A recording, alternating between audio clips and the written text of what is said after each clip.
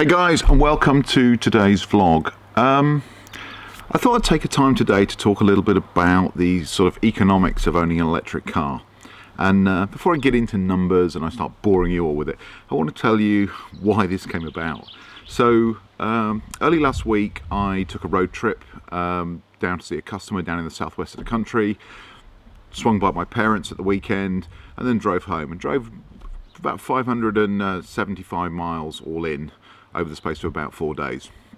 100% electric, and you know, it cost me next to nothing, and I'll go into the maths of that in a moment. But I had an amusing encounter with a bunch of teenagers, and I say teenagers, probably sort of 19 through 21-year-olds, who pulled into the motorway services, saw me charging my car, and sort of made the sarcastic comment of, "When are you going to get a real car, mate?"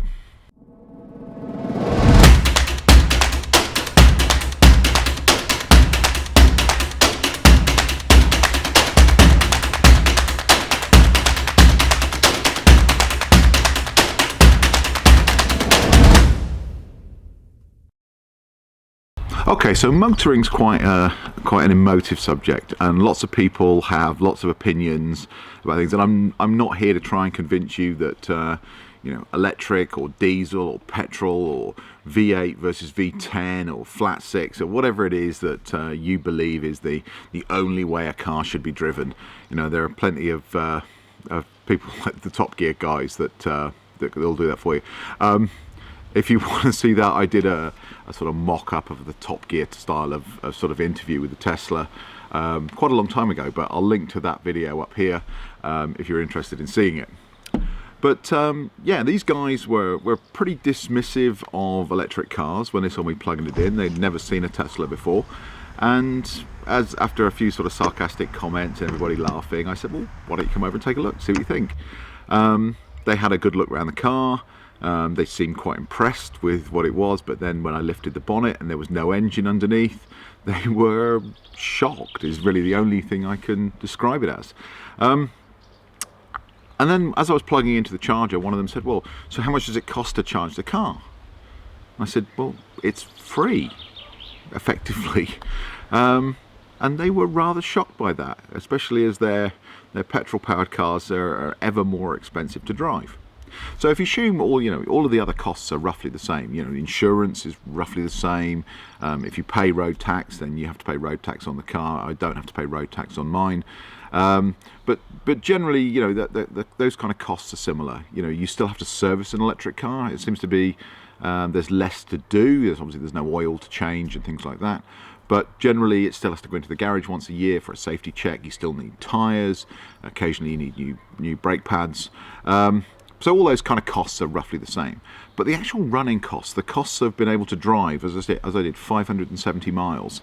So let's break it down. What does it actually cost to drive a car those kind of distances? So I'm going to put up on the screen up here at the moment, this is a screenshot of the trip meter in the car. This shows you how many miles I drove, how many kilowatt hours of electricity I used to do those miles, and the average watts per mile that it actually to drive. That's less important for this. So really, if you take that cost, so the 207 kilowatt hours of power that I drew, and let's assume that I plugged that in at home during the day, and I was paying full daytime rates for that electricity. So to travel those 574 miles, it would have cost me £35.19 in electricity. Now people would say, well, I've got a diesel that will get me, you know, 500 miles on sort of 35 to 40 pounds worth of diesel. So where's the saving? Well, the reality is, that's not what you pay. That's nowhere near what it actually costs to do the journey.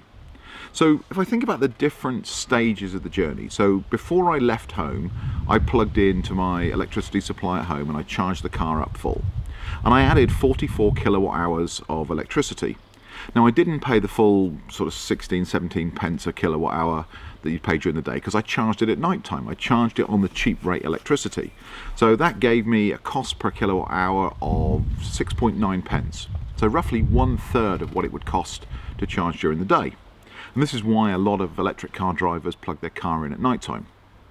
Okay, So we were fully charged when we left. I then drove from Cambridge to Bristol, roughly across the country, and I plugged into the Tesla supercharger at the Gordano services, and that was free. So I fully charged the car back up. It didn't cost me a penny.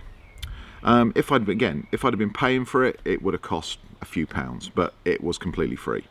I then drove another 100 and something miles to my hotel that night. The hotel I was staying at actually had a free electric car charging point, so again, I topped the car up absolutely free.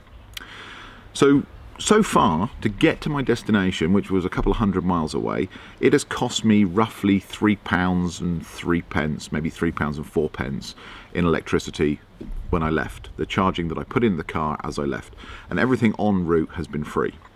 So then I went from the hotel to my meetings for the day, and then I drove to my parents for the weekend. And I plugged my car in at my parents' just into a standard sort of 13 amp socket and charged overnight.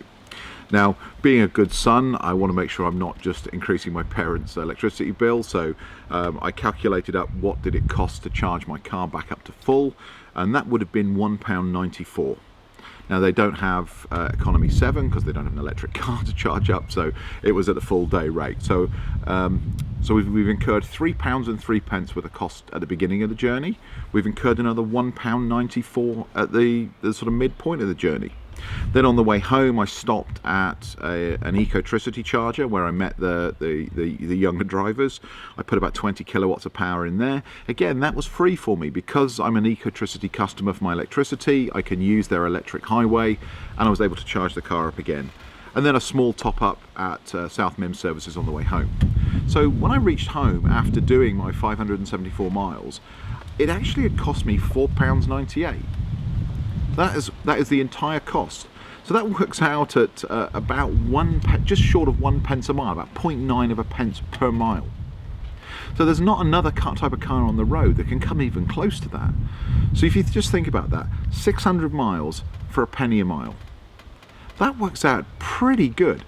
Now, obviously electric cars are much more expensive. The cost of the Tesla was pretty significant.